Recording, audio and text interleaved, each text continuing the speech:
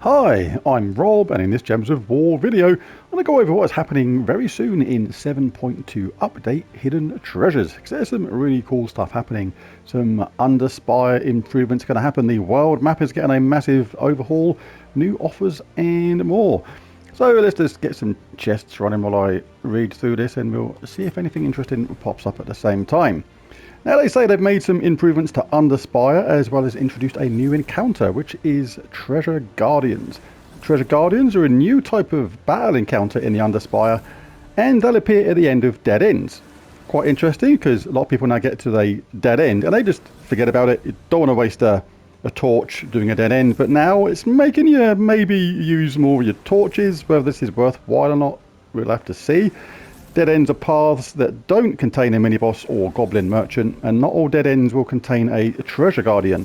There's going to be 6 different types of treasure guardian you can encounter, each with an equal chance to appear. There are new legendary troops in the game as well, more about that later on, and treasure guardian rooms can appear at any rarity, so common, rare, ultra rare, epic, legendary or mythic, and the higher the rarity, the rarer the room is to appear. After defeating a treasure guardian, its location on the Underspire map will be replaced with a guardian chest. That's actually pretty good. This is to prevent players who may disconnect after a battle from losing their rewards. That's actually a pretty smart idea. The rarity of the treasure guardian room will determine the rarity of the guardian chest, with rarer rewards being available in the higher rarity rooms. Some rewards that can be earned, depending upon the room rarity, included but not are limited to torches, lanterns, random trinkets, dragonite jewels, trait stones and vault keys. The treasure guardian troops themselves have a chance to drop from the guardian chests as well. This is the only means to earn the treasure guardian troops. They've changed lanterns, so any unused lanterns carry over each week. This is really good, and they are not lost when weekly reset occurs, which happens now. And they've changed trinkets as well, so any unused trinkets also carry over each week and not lost when weekly reset occurs. That's actually really good. And torches are still gained and lost as they were previously. And it says, please note, the Giant Sentinel's art was not finished before the update was submitted, so we have temporarily used the Elemental Sentinel's art for him. He will receive his correct art in the 7.3 update. Okay, fair enough. New offers. They've introduced 3 new offers for players to purchase and enjoy.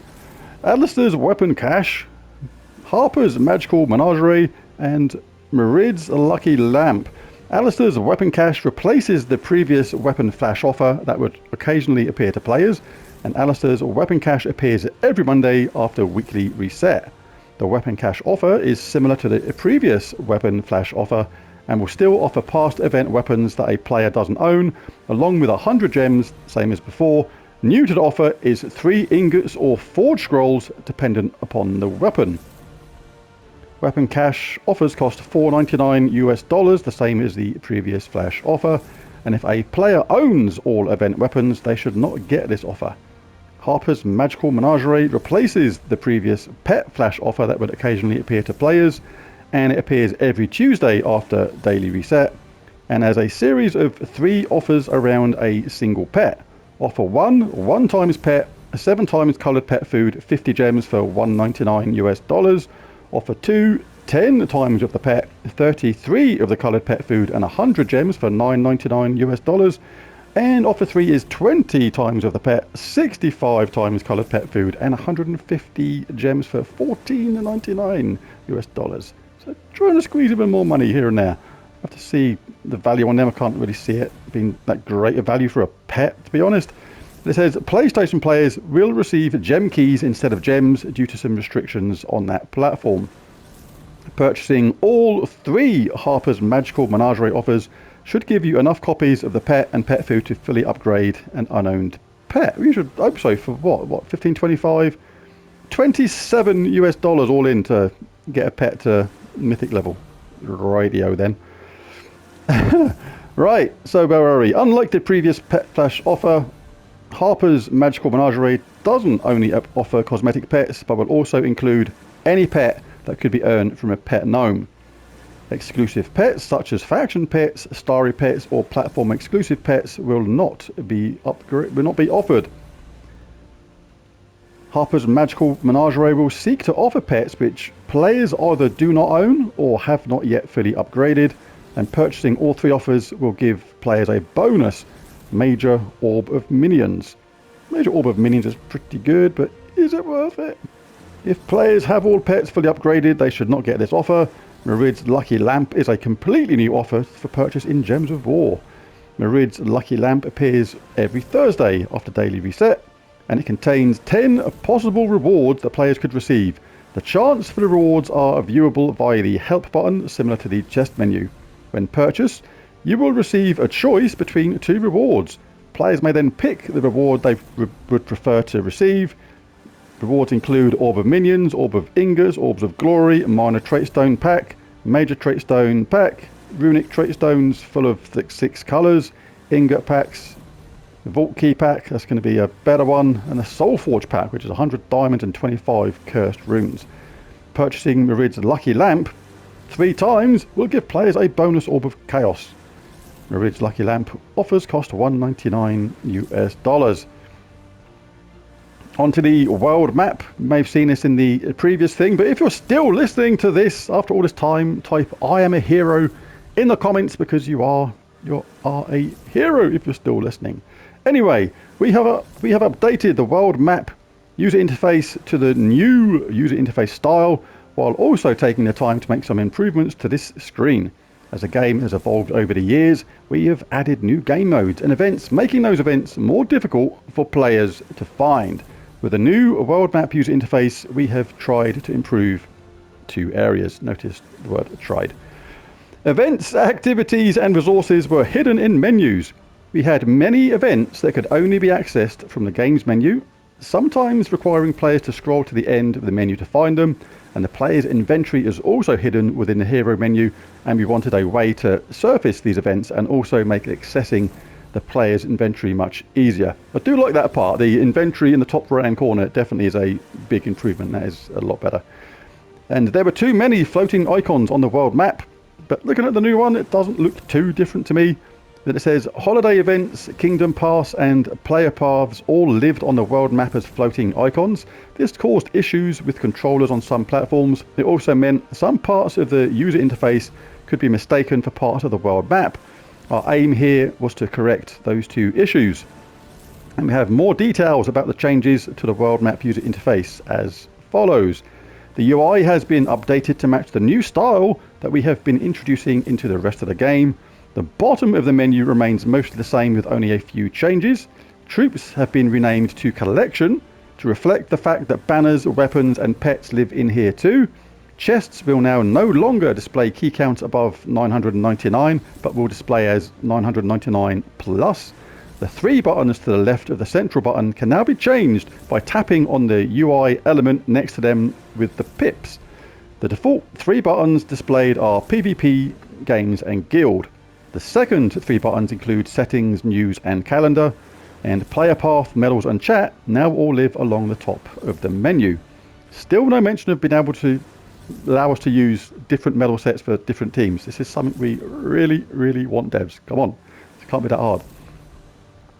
The left hand side of the menu is now where all activities plus events will appear. This includes weekly guild events, daily events, special events like kingdom passes, campaigns, adventure board and world quests. Adventure board has been renamed Adventure, but will still function the same way. The right hand side now contains any flash offers, event offers, the menu offer or rewarded ads from mobile. Both the left and right hand sides of the user interface will scroll if there are 4 plus buttons listed on that side. Another icon will also appear if there are new events or offers that a player has not viewed previously, but hopefully they disappear when we do actually look at them. Like, we get these exclamation marks even though we've looked at something sometimes and it still sits there, and that needs fixing as well.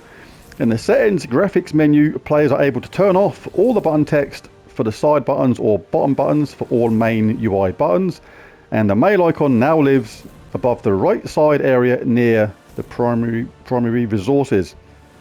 They've reduced the resources displayed on the world map to the 3 primary resources: gems, gold and souls, and next to the primary resources is a button that players can interact with to open the resource wallet. A lot of this stuff Sounds complicated, but it's going to be a lot more intuitive when we actually just get to use the thing. And the resource wallet is the player's inventory. They've made some changes to the inventory resource wallet to tidy up the way resources have been grouped. Guild gifts are now part of the resource group. Hang on, let's start this again. Let's do another 200. Type I'm a hero if you're still listening to this in the comments. And I know you listened to the whole thing and didn't just randomly jump forward and hear the I am a hero bit. Because, yeah. Right, where was I? Guild gifts are now part of the resource group. Vault keys, epic vault keys, gnome baits, and verses now all live in the same group called gnomes. Jewel shards, jewels, cursed runes, dragonite now all live in the same group called Soulforge. And they've changed the order of groups in the inventory resource wallet to try and keep more used groups higher up in the list. It's like sometimes this is things they've spent a lot of time on, and hopefully it'll work out good and it'll be much more beneficial. But it sounds like a whole bunch of things that didn't really need that fixing, when there's other much more sought after changes that players think are much more important required in the game. Anyway, and it's got the order of all the stuff. I'm not going to go through all them. There's absolutely tons. And they have a new green icon that will appear on relevant buttons to match the new style and replace the old circle version of the icon. It's a green exclamation mark apparently.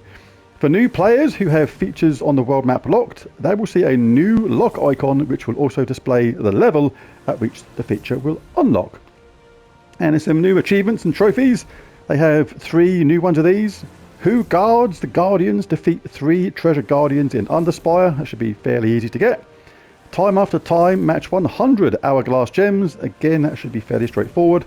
And my stuff is so shiny. Upgrade 8 troops to shiny level 1. Always good to have shiny stuff. And in general, they have added a limit to the... This is actually quite good. We have added a limit to the number of Nomapaloozas that can be crafted at once to 4, as I had a few players who had accidentally crafted more than intended and then feel like they're going to waste them or sit there for like hours on end trying to get the most out of their Nomapaloozas. And we have removed the troop art from the buy tiers 1 to 6 button in world events, as some players were confused when they didn't always get the troops displayed. It was a chance to drop with other event troops. The first weekly reset after the 7.2 update releases, the available warbands will be swapped around, so Fire and Fury, Goblin Gang and Dark Assassins will replace Vampire Thirst, Armoured Legion and Entangled Woods warbands. So a chance to pick up those extra warbands at the same time. And they fixed a bunch of the little bugs, including apparently the annoying Soulforge update 1, which was still sitting there even if you had it on level 20. So yes, there's the main things about 7.2 coming soon, and there's more things coming in 7.3 they've already listed, but nothing particularly major. Just French translations for 7.2 are currently missing, things like that. The tutorial for the games menu is pointing to the event button instead. And yeah, not so much of interest in that part there.